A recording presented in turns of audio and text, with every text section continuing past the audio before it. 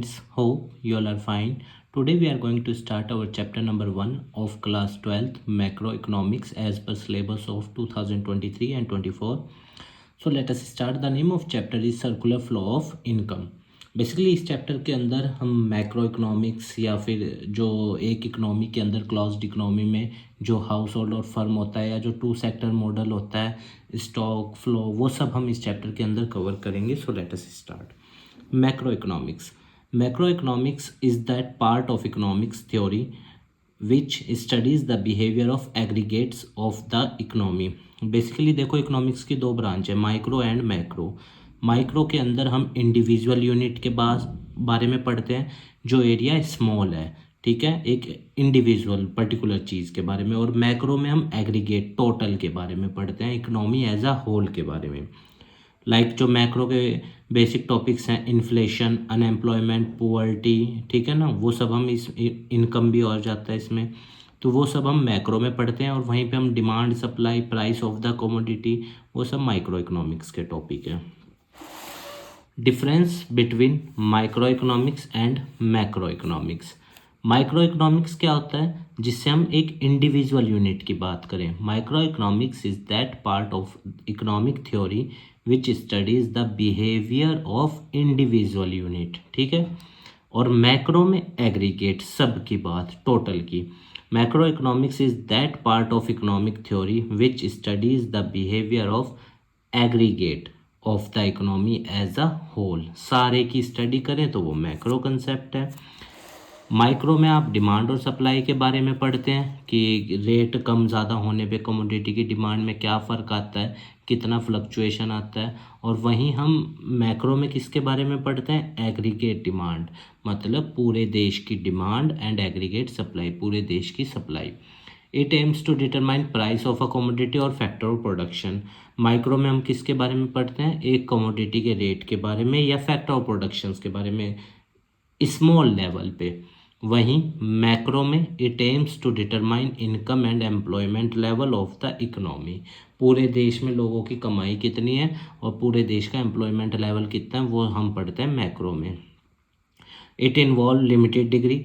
Micro में limited degree होती है और मैक्रो में हाई डिग्री होती है काम करने की, ठीक है. जब हम माइक्रो को पढ़ते हैं तो मैक्रो वेरिएबल को कांस्टेंट रखते हैं. मैक्रो वेरिएबल्स मतलब जो बड़े लेवल की चीज़ें हैं उनको काउंट नहीं करते, सिर्फ इंडिविजुअल यूनिट को काउंट करते हैं. और जब हम मैक्रो वेरिएबल्स पढ़ते हैं तो माइक्रो वेरिएबल्स को कांस्टेंट रखते हैं, क्योंकि माइक्रो वेरिएबल्स उस मैक्रो के अंदर ऑलरेडी कवर हो जाते हैं. Micro economics primarily called price theory. Micro economics को प्राइस थ्योरी कहा जाता है, ये आप ध्यान रखना. और मैक्रो को क्या कहा जाता है, इनकम एंड एम्प्लॉयमेंट, क्योंकि आप इस पूरी बुक के अंदर इनकम एम्प्लॉयमेंट के बारे में ही पढ़ोगे. पहले 4 चैप्टर इनकम से रिलेटेड हैं संदीप गर्ग की बुक के हिसाब से, और 7th 8th 9th एम्प्लॉयमेंट से रिलेटेड है. तो इसको इनकम और एम्प्लॉयमेंट थ्योरी कहा जाता है, और उसको क्या कहा जाता है, price theory. Circular flow of income क्या होता है, बेसिकली ये एक तरह का प्रोसेस है जिसके अंदर 3 फेज होते हैं. 3 फेज कौन कौन से, the first one is generation of income. देखो, जब हम कहीं पे जाके नौकरी करते हैं, मेहनत करते हैं, तो सबसे पहले पैसा जनरेट होता है, ठीक है, प्रोडक्शन फेज में. ये 3 फेज हैं. सबसे पहले पैसा जनरेट होता है मेहनत करके, फिर वो पैसा किन लोगों में बंटता है, जिन्होंने मेहनत करी, फैक्टर ऑफ प्रोडक्शन में, लैंड, लेबर, कैपिटल, एंटरप्रेन्योर. जिसने लैंड दी थी वो रेंट लेगा, जिसने लेबर वो वेजेस, जिसने कैपिटल वो इंटरेस्ट, और जिसने एंटरप्रेन्योर था वो प्रॉफिट. तो प्रोडक्शन फेज में पैसा जनरेट होगा, देन डिस्ट्रीब्यूट होगा, और फिर हम लोग उस पैसे को क्या करेंगे, फाइनली खर्च कर देंगे, एक्सपेंडिचर फेज. तो there are 3 phases in circular flow of income. Let us read its definition. It refers to the cycle of generation of income. सबसे पहले पैसा जनरेट होगा, मेहनत करेंगे सब लोग. इट्स डिस्ट्रीब्यूशन, उसके बाद सेकंड फेज में पैसा डिस्ट्रीब्यूट होगा, किसके बीच में, फैक्टर ऑफ प्रोडक्शन के बीच में.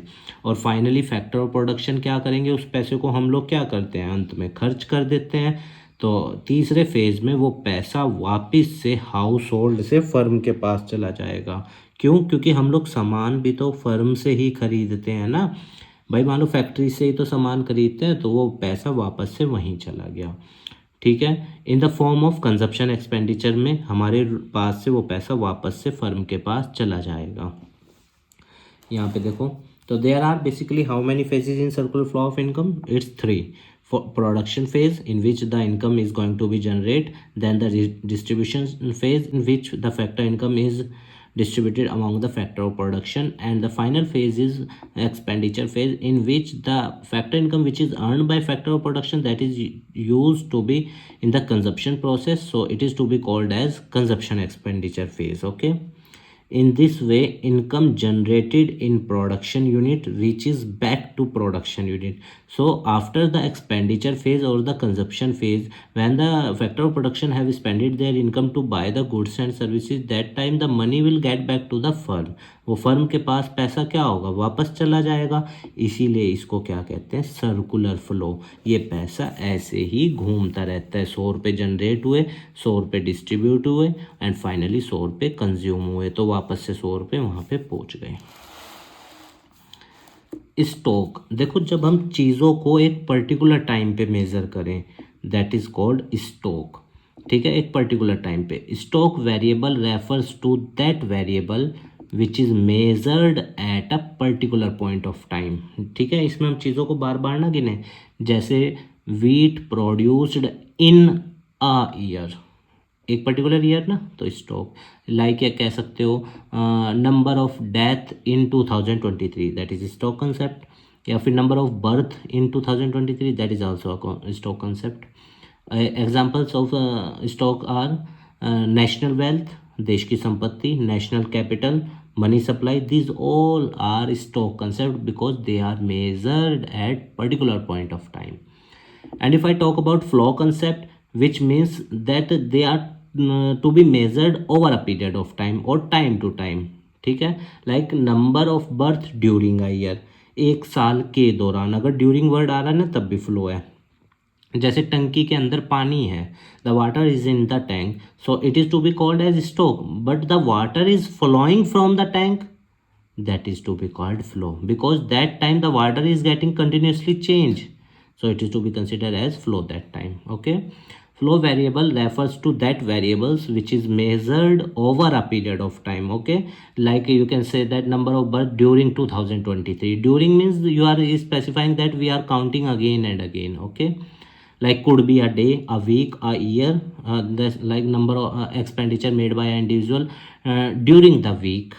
ठीक है, or if there is mention as in a week, that time is to be considered as stock.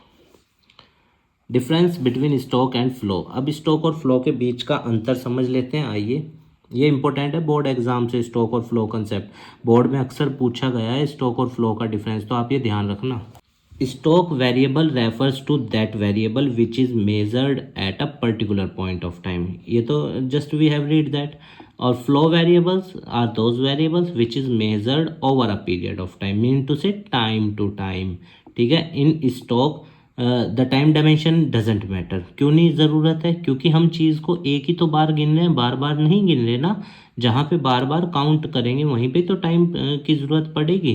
तो flow needs time dimension. Okay, तो स्टॉक में टाइम डायमेंशन मैटर नहीं करता, बट फ्लो में it has time dimension as its magnitude can be measured. क्योंकि हम उसकी गिनती बार बार करते हैं, तो बार बार करने का मतलब है समय देखना. स्टॉक स्टैटिक कंसेप्ट है क्योंकि स्थिर है, एक पर्टिकुलर टाइम पे गिन रहे हैं. पर जो चीज़ हम बार बार गिनेंगे वो डायनामिक होगी, क्योंकि डाटा अलग अलग आएगा हर बार. तो it is a dynamic concept. Like national income देश की फ्लो कंसेप्ट है, पर देश की संपत्ति स्टॉक कंसेप्ट है, क्योंकि एक पर्टिकुलर टाइम पे ये मेजर करी जाती है. तो स्टॉक और फ्लो क्लियर है आपको. दोज थिंग्स और those variable which are measured at a particular point of time, they are to be considered as stock, and those are measured over a period of time, they are to be considered as flow.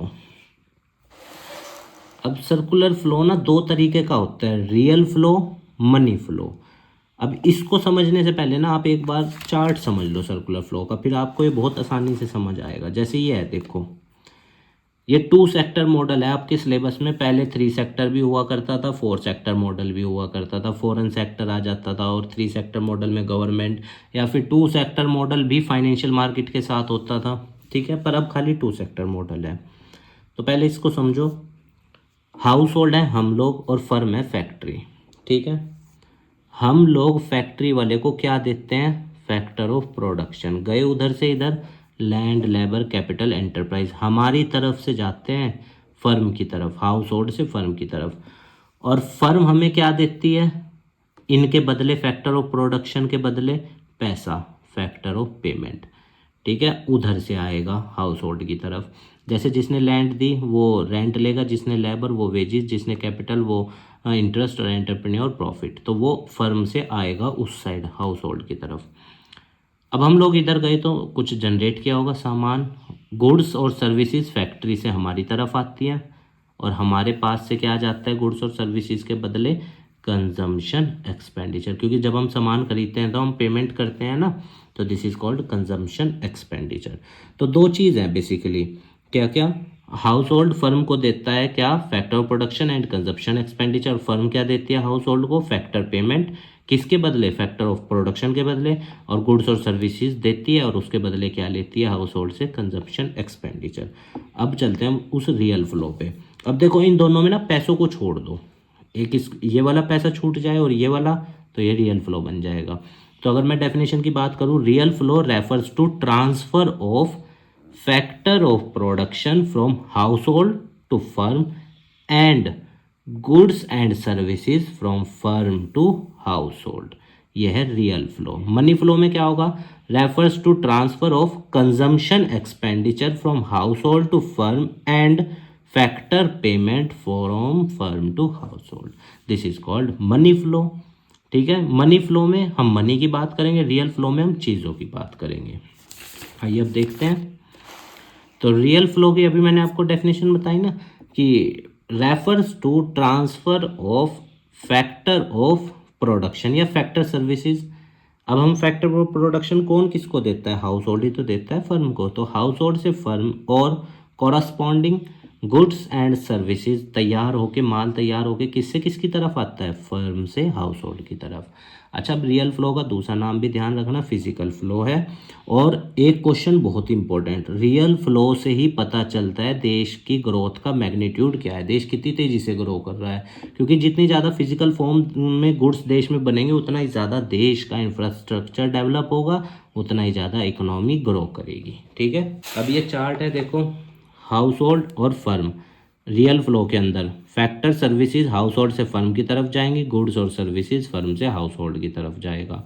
और money flow क्या होता है, जिसमें पैसा, तो कौन सा पैसा फर्म से हमारी तरफ आता है, फैक्टर पेमेंट, और हमारी तरफ से कौन सा पैसा जाता है फर्म की तरफ, कंजप्शन एक्सपेंडिचर।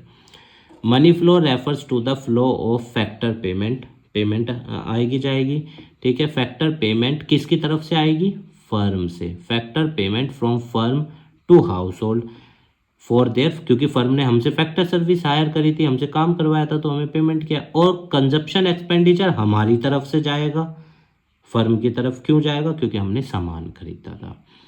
ठीक है, मनी फ्लो का भी आप इसी तरह का चार्ट बना सकते हो, हाउस होल्ड लिखना, फर्म लिखना, हाउस होल्ड कौन सा पैसा देगा, कंजप्शन एक्सपेंडिचर, वो ऊपर लिख देना, उधर से इधर आ जाएगा।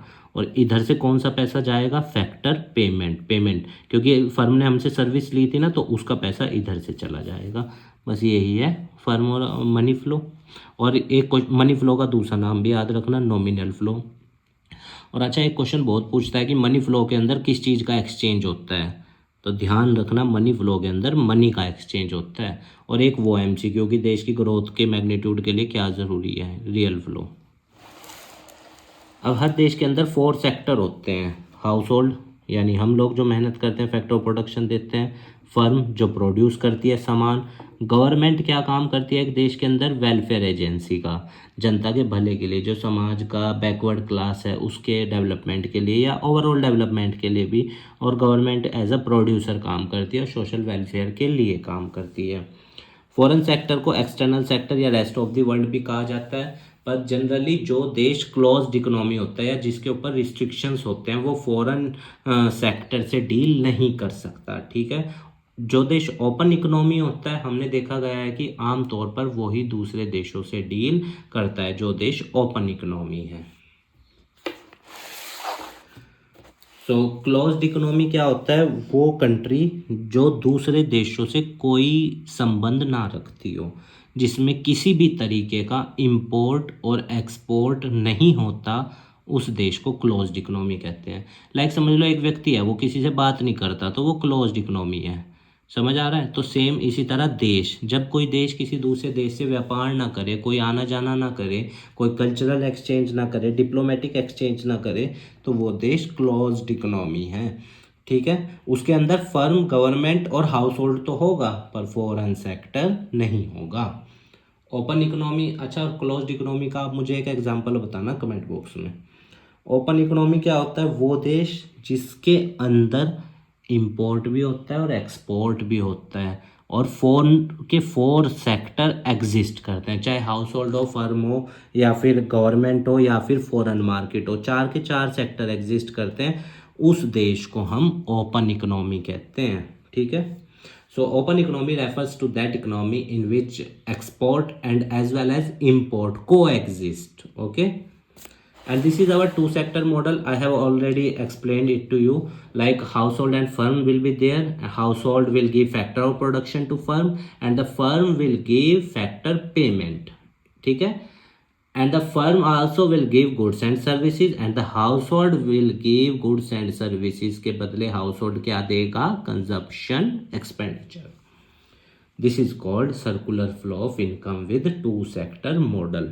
Okay, now let us see leakage. अब लीकेज क्या होती है? देखो, मान लो 100 रुपये जनरेट हुए, 100 रुपये डिस्ट्रीब्यूट हुए, और अगर 100 रुपये ही आगे पहुंचते हैं तो पूरा फ्लो बना हुआ है। पर इसमें क्या होता है लीकेज में? मान लो 100 रुपये जनरेट हुए, 100 रुपये डिस्ट्रीब्यूट, पर खर्च लोगों ने 70 रुपये करे, 30 रुपये कम पहुंचे ना फर्म की तरफ, that is called leakage. Withdrawal कर लेना, मनी को निकाल लेना, withdrawal of money from circular flow of income. और लीकेज तभी होगी जब देश में फाइनेंशियल सेक्टर होगा। ठीक है, फाइनेंशियल सेक्टर मीन्स बैंक्स होंगे, क्योंकि हम अपना पैसा बैंक में ही तो सेव करेंगे ना, तो लीकेज तभी होगी जब फाइनेंशियल सेक्टर एग्जिस्ट करेगा कंट्री के अंदर। ये मैं आपको बना के भी दिखाता हूँ। लाइक सी हेयर, 100 रुपये जनरेट हुए, ठीक है, और 100 रुपये डिस्ट्रीब्यूट हुए, पर खर्च मैंने कितने करे? 70 रुपये। तो अब आगे कितने रुपए पहुंचेंगे? 70। तो जो 30 रुपये मैंने इसमें से कम खर्च किए, दिस इज कॉल्ड लीकेज। और लीकेज तभी होती है जब बैंक्स होते हैं, मतलब यहाँ पे क्या आ जाएगा? फाइनेंशियल सेक्टर भी। जब हम, ये पावर बूस्टर में दे रखा है संदीप गर्ग में, वहाँ से देख लेना चाहे पावर। जब हम यहाँ पे फाइनेंशियल सेक्टर लिखेंगे तो हाउस होल्ड पैसा सेव करेगा और फर्म पैसा सेव और बोरो करेगी, तो उस टाइम लीकेज और इंजेक्शन होता है। ये आप ध्यान रखना, जब कौन सा सेक्टर हो? Financial sector. ठीक है, तो उस टाइम लीकेज होती है। लीकेज क्या होता है? पैसे को निकाल लेना, किस में से? सर्कुलर फ्लो ऑफ इनकम में से। तो leakage refers to withdrawal of money from circular flow of income, that is called leakage. Now let us see injection. अब इंजेक्शन क्या होता है? मान लो 100 रुपये जनरेट हुए, 100 रुपये डिस्ट्रीब्यूट हुए, पर खर्च किए लोगों ने 120 रुपये। अब आगे कितने रुपए पहुंचेंगे फर्म की तरफ? 120। This is called injection. कितने रुपए का इंजेक्शन हुआ? 20 रुपये का। जब देखो बॉडी में इंजेक्शन लगता है, कुछ जाता है ना अंदर, सेम इसी तरह जब इंजेक्शन होता है देश की इकोनॉमी में, तो सर्कुलर फ्लो ऑफ इनकम में पैसा ऐड होता है। तो देखो, refers to introduction of money to the circular flow of income. तो कितने रुपए का इंट्रोडक्शन हुआ इसमें? 20 रुपये का। This is called injection. Generally एक देश के अंदर इंजेक्शन तभी होता है अगर वो देश डेवलप्ड हो। डेवलपिंग देश में जनरली लोगों की मेंटेलिटी होती है कि सेव किया जाए पैसा, तो वहाँ पे विड्रॉल ज़्यादा होता है, और उसी की वजह होती है कि देश में फिस्कल डेफिशिएट या जो और सब डेफिशिएट्स होते हैं वो भी होते हैं, क्योंकि गवर्नमेंट को फिर उस टाइम पब्लिक एक्सपेंडिचर ज़्यादा करना पड़ता है ना, इस वजह से। तो उम्मीद है गाइज आपको ये चैप्टर नंबर 1 समझ में आया होगा। हमारे काम को सपोर्ट करने के लिए वीडियो को लाइक कीजिएगा, अपने दोस्तों के साथ शेयर कीजिएगा, और हमारे चैनल को भी सब्सक्राइब कर दीजिएगा। अब देखो आप ना, एक तो जोन सी भी आपके पास रेफरेंस बुक है उसके क्वेश्चन करना, और अगर संदीप गर्ग किया तो बहुत ही बढ़िया है उसमें, क्योंकि क्वेश्चंस बहुत सारे हैं, उनको प्रैक्टिस करना, वो बहुत अच्छी किताब है। और साथ ही साथ एनसीईआरटी की एक बार रीडिंग ज़रूर करना, और जो भी आपके पास साइड बुक है उसकी भी रीडिंग ज़रूर करना, क्योंकि देखो कई बार क्या होता है, कुछ पॉइंट्स बीच में छिपे हुए होते हैं, तो आपको उन्हें भी अगर आप पढ़ेंगे तो आपके लिए बहुत बेहतर रहेगा एग्ज़ाम में, और आप अच्छे मार्क्स स्कोर करेंगे। ठीक है स्टूडेंट्स, आप स्वस्थ रहिए, खूब लाइफ में आगे बढ़िए, यही हमारी मनोकामना है। इस देश को अच्छा बनाइए, इस अर्थव्यवस्था को अच्छा बनाइए, इस अर्थव्यवस्था में एक अच्छी ह्यूमन कैपिटल बनकर आप अपना योगदान दीजिए, यही हमारी मनोकामना है। धन्यवाद स्टूडेंट्स।